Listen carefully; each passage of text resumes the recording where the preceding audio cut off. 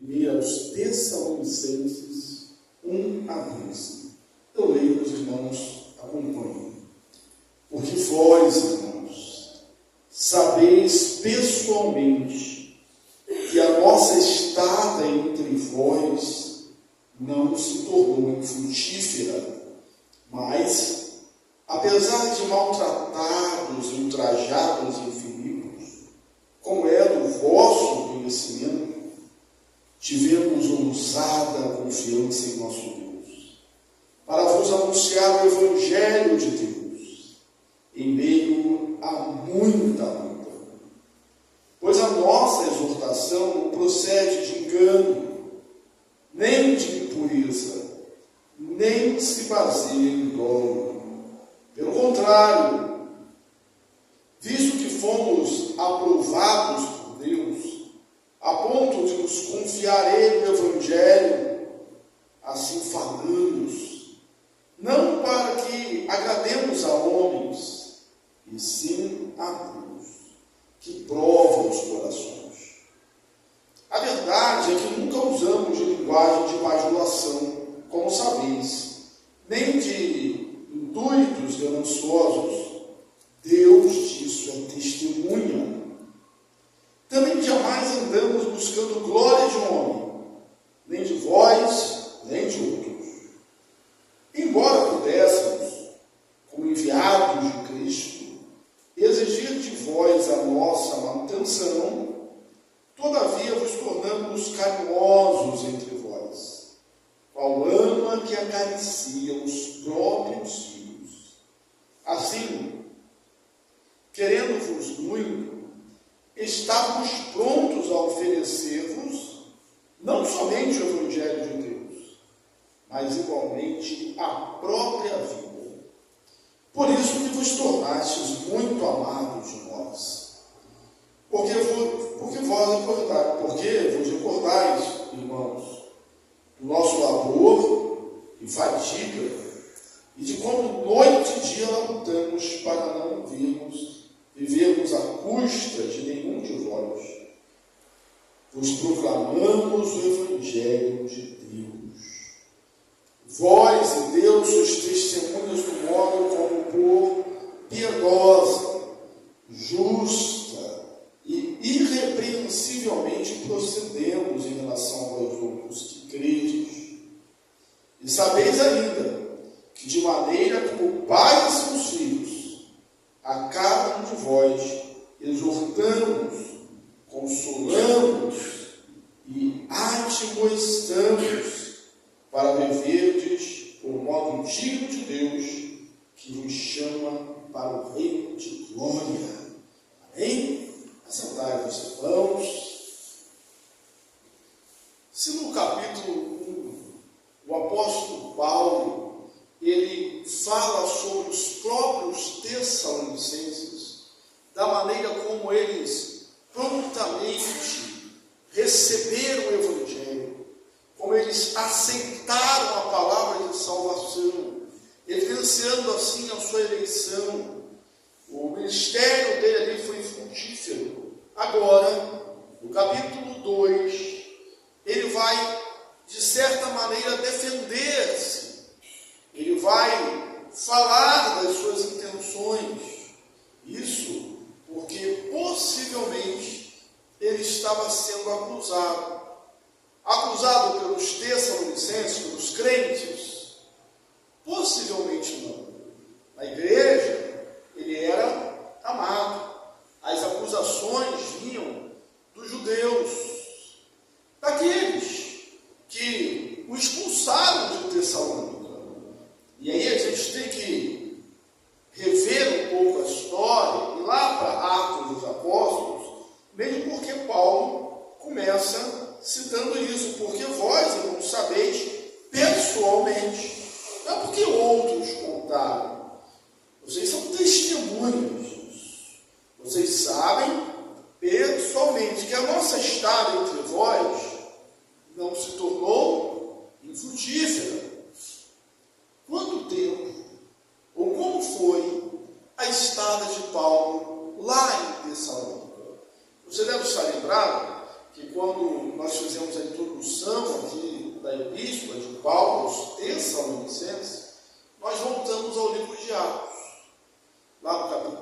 16 e o capítulo 17. Paulo estava na sua segunda viagem missionária, acompanhado por Silas, no princípio, depois o Timóteo também que se juntou a eles. Mas em Filipos, a igreja chega ali na Macedônia, na Europa. O que acontece em Filipos? Conversões.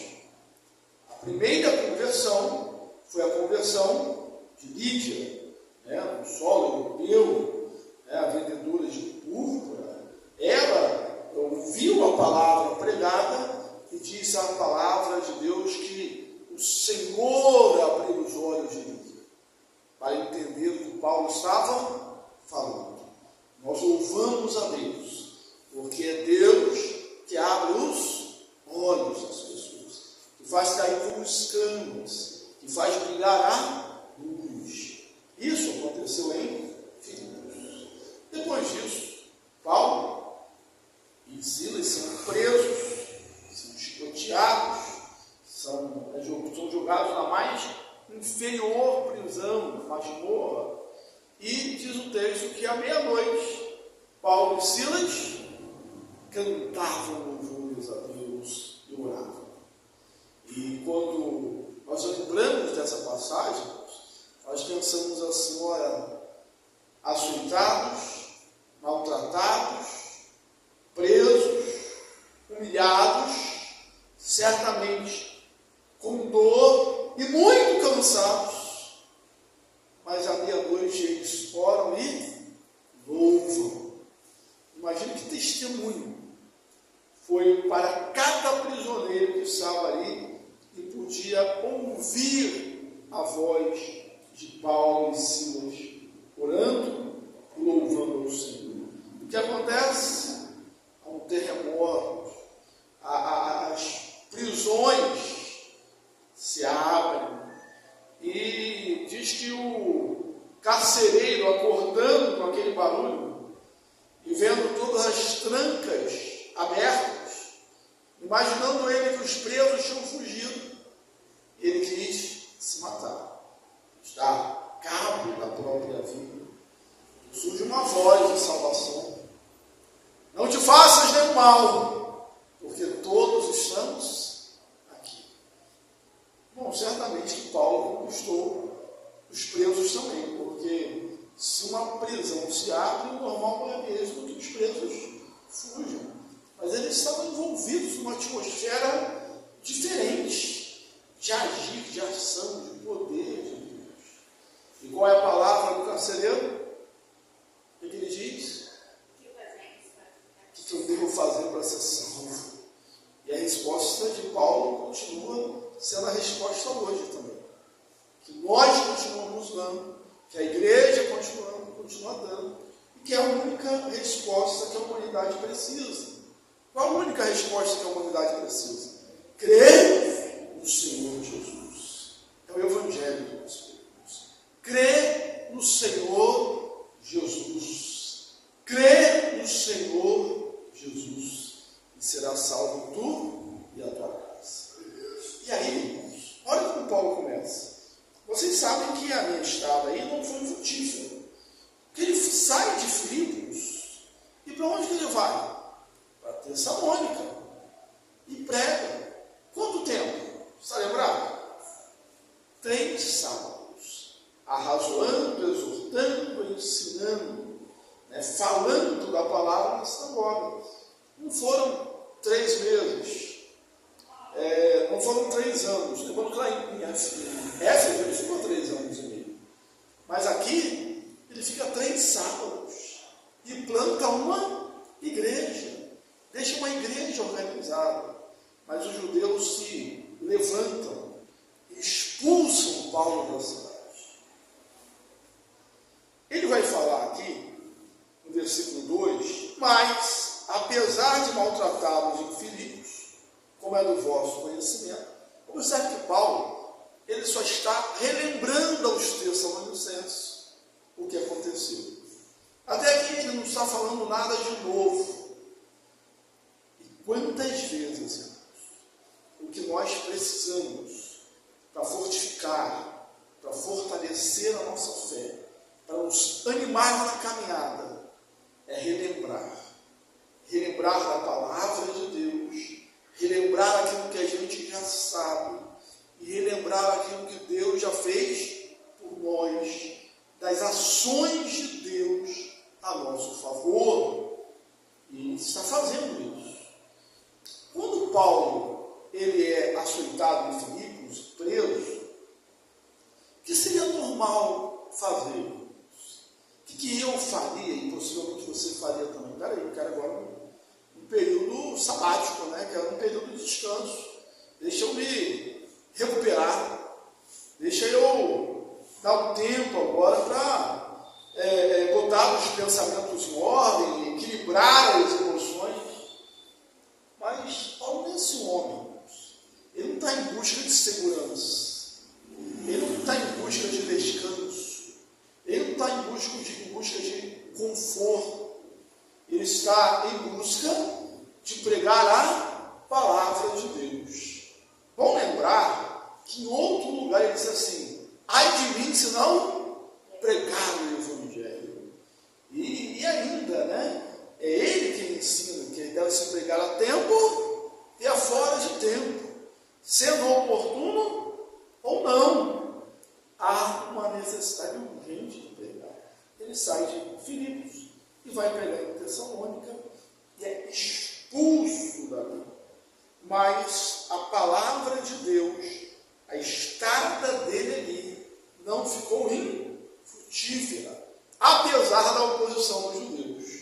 Por quê? Em 3 semanas, a igreja de Tessalônica está plantada, crendo em Jesus e crendo na volta de Jesus. Não adianta o inimigo levantar-se. Quando ele pensa que está agindo rápido, mas já está tarde demais. Eu pensei agora, lá em Atos dos Apóstolos ainda, quando Pedro e João, eles vão ao templo, a hora nona, para orar. Aí há um paralítico à entrada da porta formosa do templo, e eles ficavam ali pedindo esmola continuamente, e Pedro e João olham para eles, Pedro diz: não tenho prata, nem ouro, mas o que tenho, isso te dou, em nome de Jesus o Nazareno, levanta e anda. E ele levantou. E aí, lógico, juntou a multidão ali no templo e encheu ali aquele lugar. E começaram a ouvir o sermão de Pedro, o segundo sermão. Quando ele prega, está pregando, daqui a pouco vem os guardas do templo e prende eles. Mas o que tinha acontecido? O que o texto diz lá? Que subiu o nome dos que criam para 5.000. No primeiro sermão de Pentecostes foram 3, e agora sobe para 5.000. Quando eles prenderam os apóstolos, o nome já tinha subido, porque a palavra já tinha se multiplicado e prosperado. Não, irmãos, a minha presença entre vós não foi infrutífera. Mesmo sendo perseguido em Filipos, mesmo sendo expulso aí de Tessalônica, mesmo sendo maltratados, como é do vosso conhecimento, tivemos ousada confiança em Deus para anunciar o Evangelho em meio a muita. Talvez o grande problema hoje, irmãos, é que nós queremos anunciar o Evangelho só em meio a muita facilidade, só em meio a muita bonança. Quando, se tiver um auditório grande para pregar, se tiver uma igreja confortável para ouvir, não, mesmo em meio a muita luta, mesmo no meio da adversidade. Alguns pensam que o recurso é tudo. Não é recurso que é tudo. O que é tudo é a ação do Espírito Santo inflamando o nosso coração, a nossa vida. Então, no versículo 1 e 2, a gente vai ver que ele não está buscando conforto, nem a segurança. ele é perseguido, é preso em Filipos. Daí ele vai direto para Tessalônica e prega o Evangelho. Mesmo sendo expulso em 3 semanas, em 3 sábados, a palavra de Deus não ficou infrutífera, uma igreja foi estabelecida em Tessalônica. Mas agora ele continua aqui a sua defesa, porque você imagina, Paulo, ele saiu fugido de Tessalônica. Observe uma biografia como essa. Um homem que onde chega arruma problema.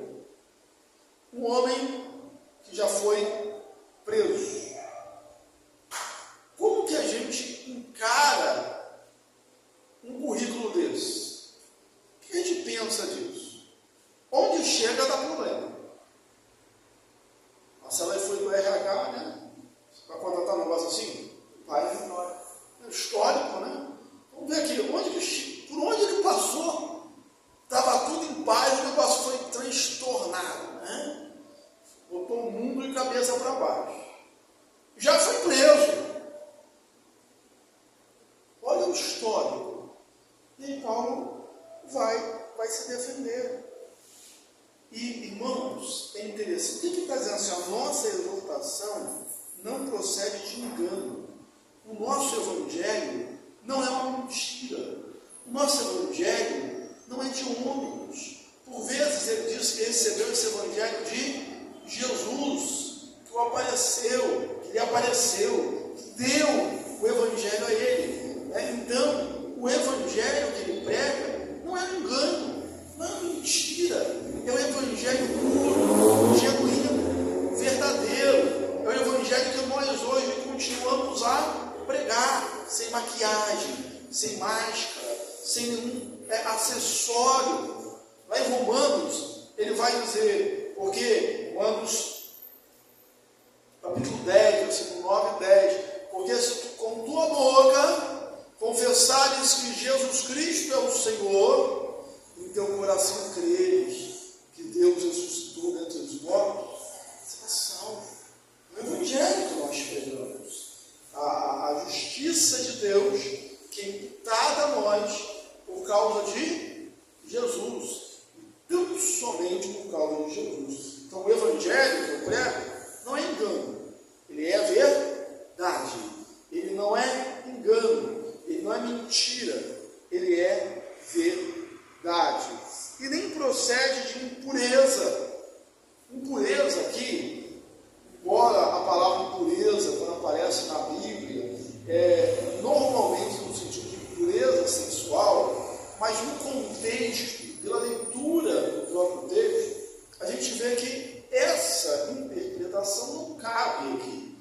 Essa impureza aqui seria a motivação, né, o desejo dele de pregar o evangelho. É triste para a história da igreja que desde o início, mesmo na época da igreja primitiva, tinha pessoas que pregavam o evangelho por interesses escusos, por interesses outros, que não fosse a glória de Deus e a salvação das pessoas. O próprio Paulo diz, olha, uns pregam o evangelho por inveja, por filhos, por ciúmes, né? Não, eu prego Cristo por amor, né? E no contexto que eu estou citando aqui, naquele texto, ele diz assim, o que importa é que Cristo seja pregado, mas ali que estava sendo pregado era o evangelho verdadeiro, mesmo com, no caso daqueles outros pregadores que Paulo está citando, não de Paulo, dos outros pregadores, estava sendo pregado por motivações errôneas, por invejas, por ciúme, para conseguir glórias, status. Mas isso aí Deus, eles vão dar conta a Deus. Mas o evangelho sendo pregado, ele vai produzir frutos. Ele está falando, a minha motivação não é essa, não é uma motivação de glória, de ser exaltado. A minha motivação é fazer a vontade de Deus, porque eu recebi isso, eu fui comissionado para isso, eu sou chamado para isso. Ele vai dizer, de certa forma, que ele é um mordomo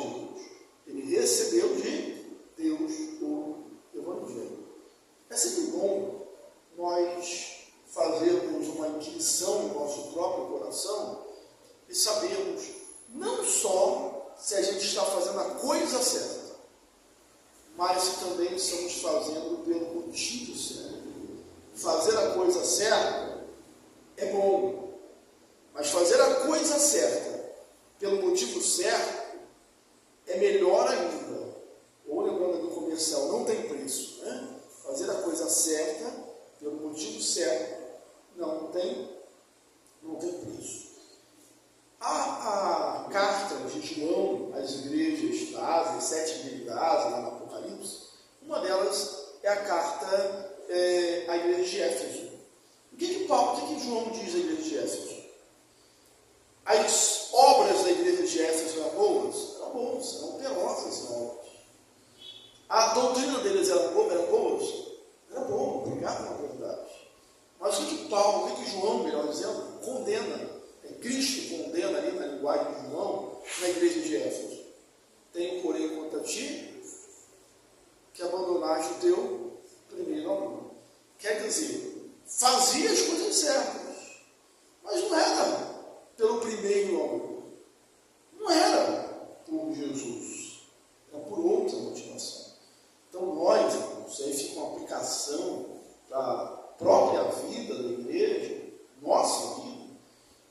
É bom fazer a coisa certa, mas melhor ainda fazer pelo motivo certo. É bom vir à igreja, mas melhor ainda vir pelo motivo certo. É bom servir, fazer a obra, mas melhor ainda fazer a obra pelo motivo certo. Porque se você fizer esperando elogio é bom, mas talvez o elogio não venha. Se você esperar esperando reconhecimento humano, reconhecimento é bom, mas talvez ele não venha. Talvez você seja enganado, seja traído pelas pessoas. Mas quando você faz pelo Senhor Jesus, aí a gente lê lá em 1 Coríntios 15:58, um texto que eu gosto muito. Sempre sinto no momento de posse, de ordenação, das novas diretorias, aqui na igreja, no presbitério.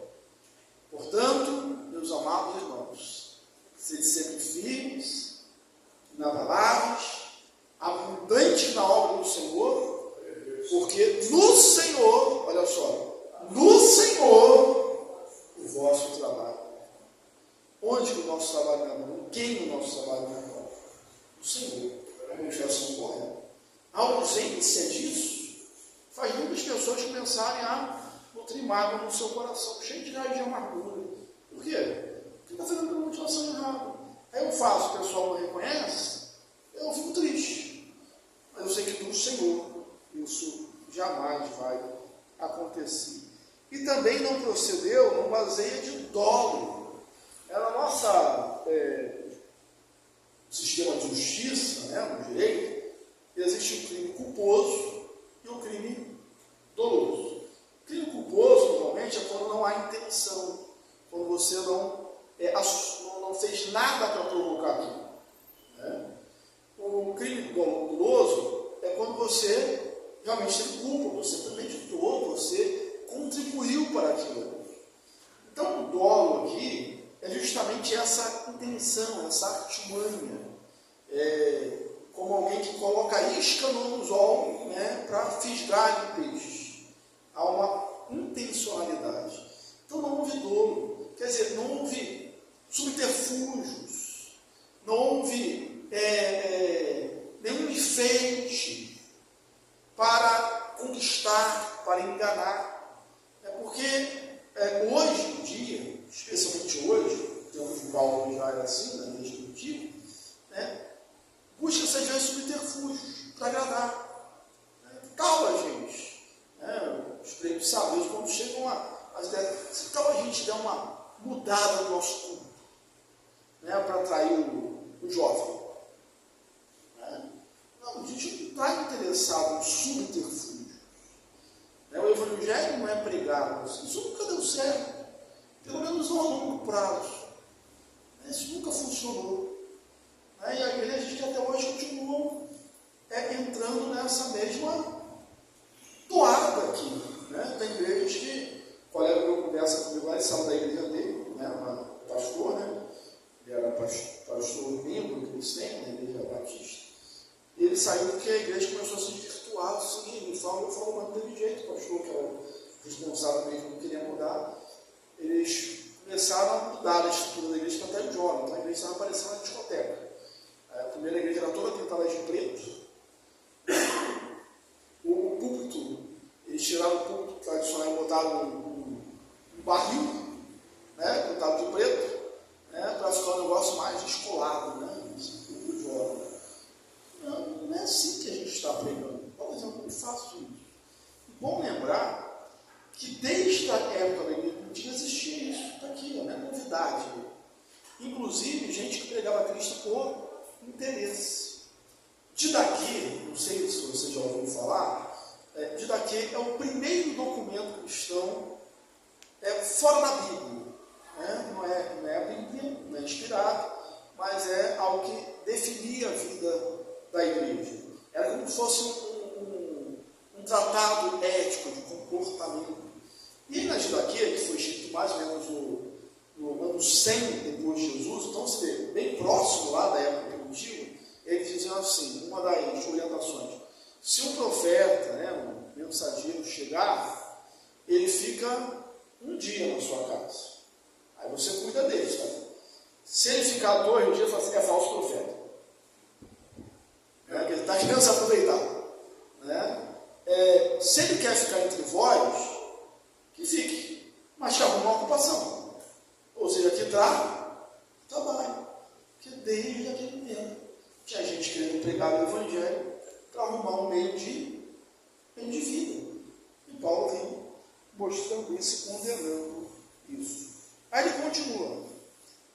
Pelo contrário, visto que fomos aprovados por Deus, a ponto de confiarmos ele no Evangelho, quer dizer, ele é mordomo do Evangelho, Deus confiou o Evangelho para ele, como confiou para a gente. Que está lá em Mateus 28, versículo 18, 16 em diante, né? Pode estar lendo 16. Toda autoridade me foi dada nos céus e na terra, e, portanto, fazer discípulos de todas as nações, batizando no nome do Pai, do Filho, do Espírito Santo, e eis que estou convosco todos os dias, até a consumação dos séculos. Marcos 16 é a mesma coisa. E de pregar o Evangelho a toda criatura. Quem crer e for batizado será salvo. Quem, porém, não crer será condenado. Nós recebemos também essa incumbência, essa missão. Então, vamos dizer, a grande comissão que foi dada a nós. Assim falamos, não para agradar a homens, e sim a Deus que prova os corações. Eu vou um pouco mais aqui para baixo, porque depois ele fala aqui que não queremos agradar a você, versículo 6. Também jamais andamos buscando glória de homens, nem de vós, nem de outros. Então não fizemos para agradar a homens, mas agradar a Deus que prova o coração. Não tenha dúvida disso. Deus conhece o seu coração. Não tenha dúvida. O homem pode não conhecer. Deus conhece.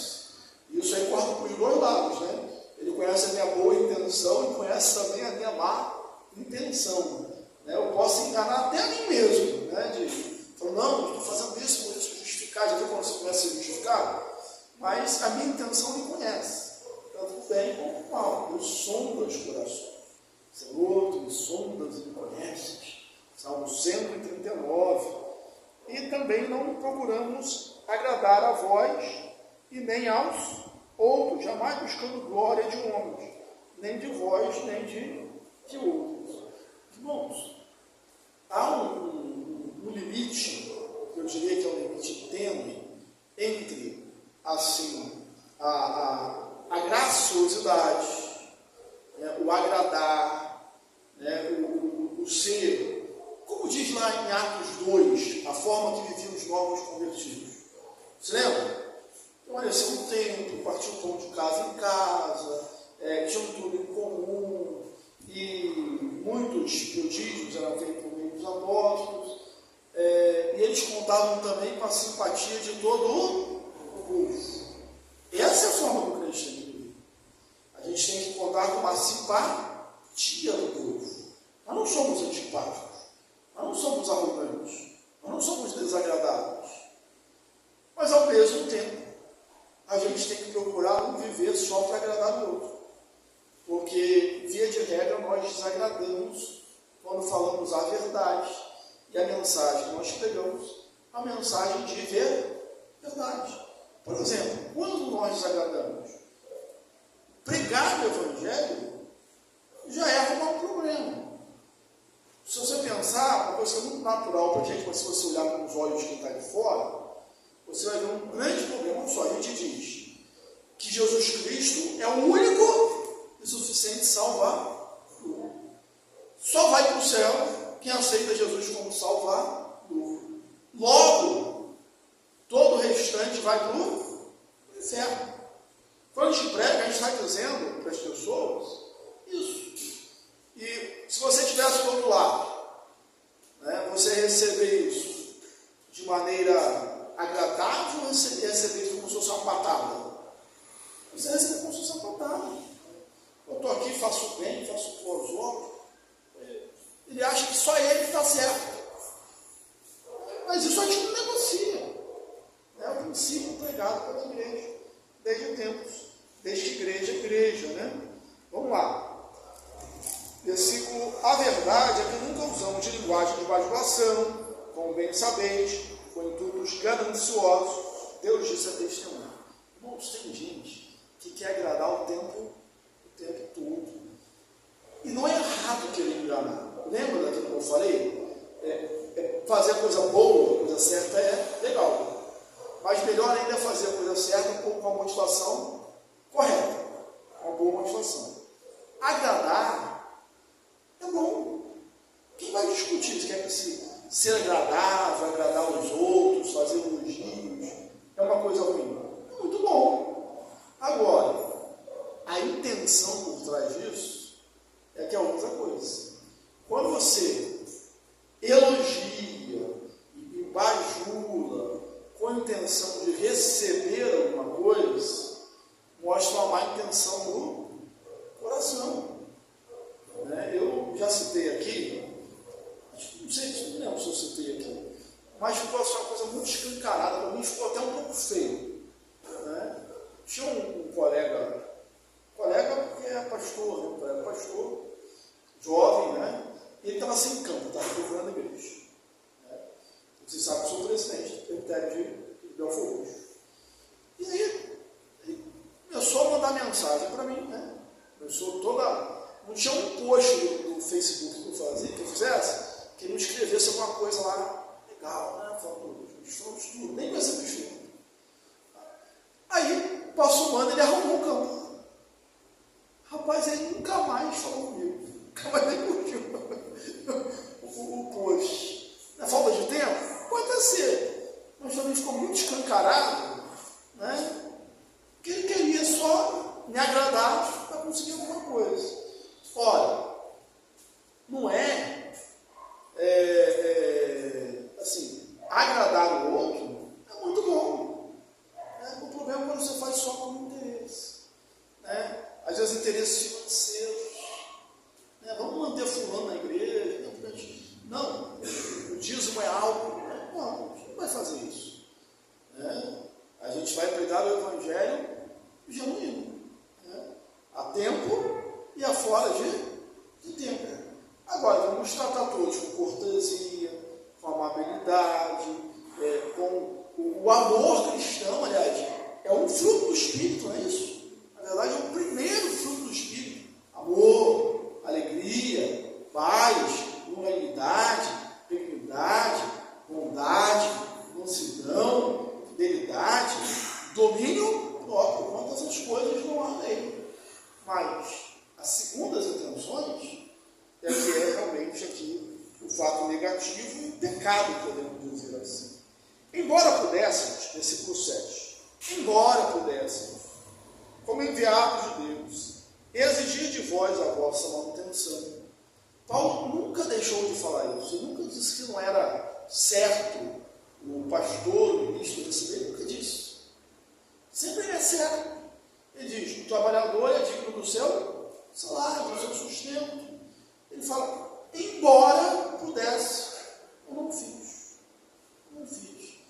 ele foi aquém, foi além do necessário. Além do necessário. E ele fala que isso produziu nele o quê? Cansaço, fadiga. Em outra carta, ele diz assim: as minhas mãos sempre me bastavam, a mim e aos que estavam comigo. Paulo era forte nesse sentido, né? Ele era fazedor de tendas e dizia: não, sempre sustentei a mim e aqueles que não acompanhavam. Qual o objetivo dele? Não ser pesado.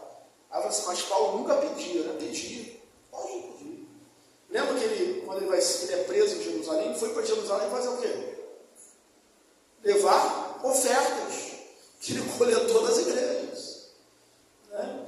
Então, não é assim um argumento que você fala assim: não, a igreja não tem que ter oferta, não tem que ter dízimo. Não, isso é tudo bíblico. O que ele está falando é que ele foi além disso. E para não ser pesado, por amor aos irmãos, por amor à obra, ele trabalha com as próprias mãos.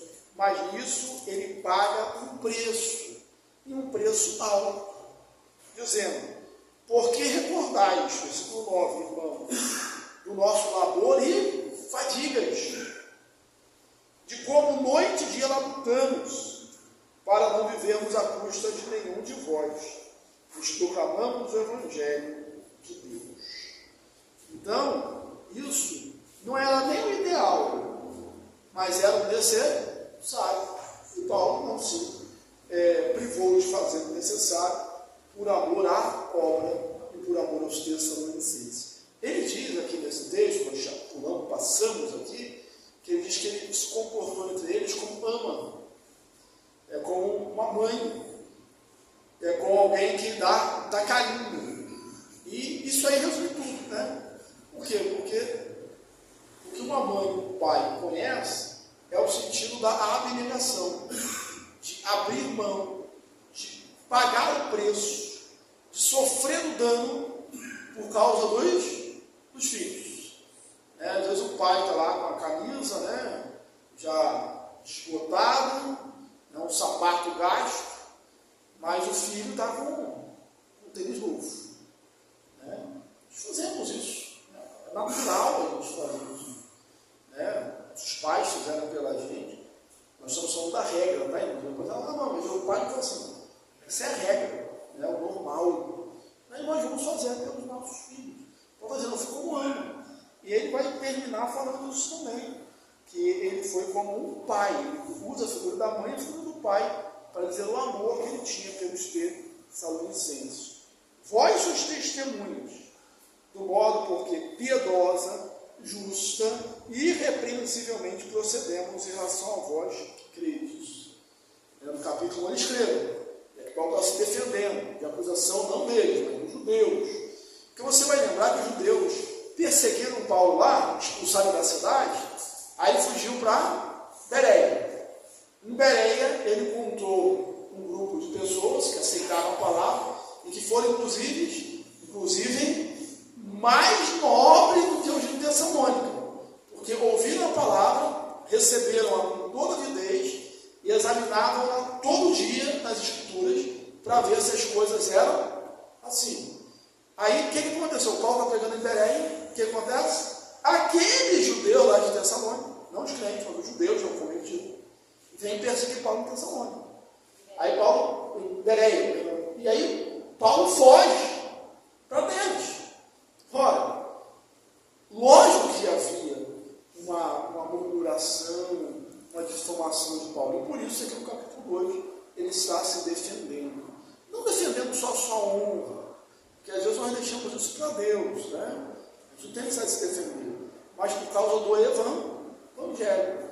Porque difamar o pregador, desqualificar o pregador, você desqualifica também a mensagem. É necessário que haja um testemunho. Tem aquele negócio, aquilo que você fala, ou melhor, aquilo que você fala tão alto que eu não consigo ouvir o que você diz.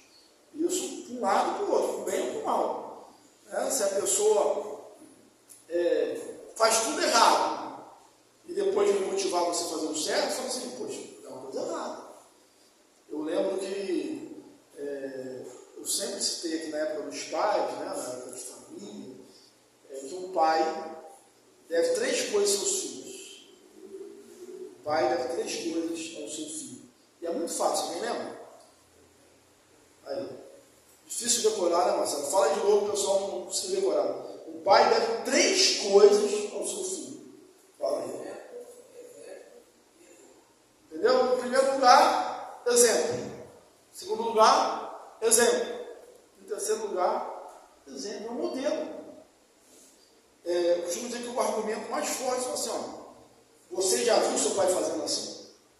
Você já viu seu pai falando assim? É a melhor forma de educar. Você já viu sua mãe fazendo isso? Então, é pelo exemplo. E Paulo é esse exemplo, está agora defendendo o seu ministério. Como que eu chamo? Piedosa, justa e irrepreensivelmente entre vós. Aí agora vem uma orientação aos Tessalonicenses. É como ele falasse assim, ó, do jeito que eu fiz, vocês vão fazer também.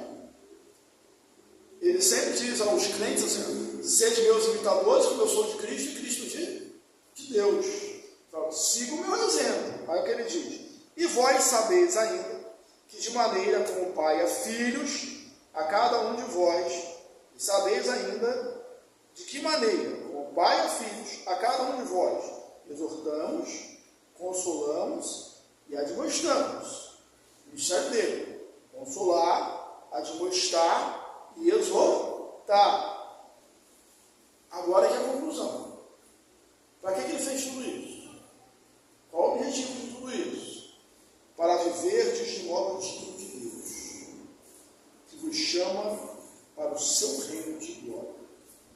Para viverdes de modo digno de Deus, que vos chama para o seu reino de glória. Você podia decorar essa última parte, memorizar e meditar durante toda a semana, para viver de modo, para viverdes de modo digno de Deus, que vos chama para o seu reino de glória. Para viverdes de modo digno de Deus, que vos chama para o seu reino de glória. Você precisa, eu preciso, nós precisamos viver de modo digno de Deus, que nos chama para o seu reino de glória. A melhor pregação é o testemunho. Você vai abrir a boca para pregar, mas antes da palavra chegar, o seu exemplo tem que ter chegado à pessoa. Então, viva de modo digno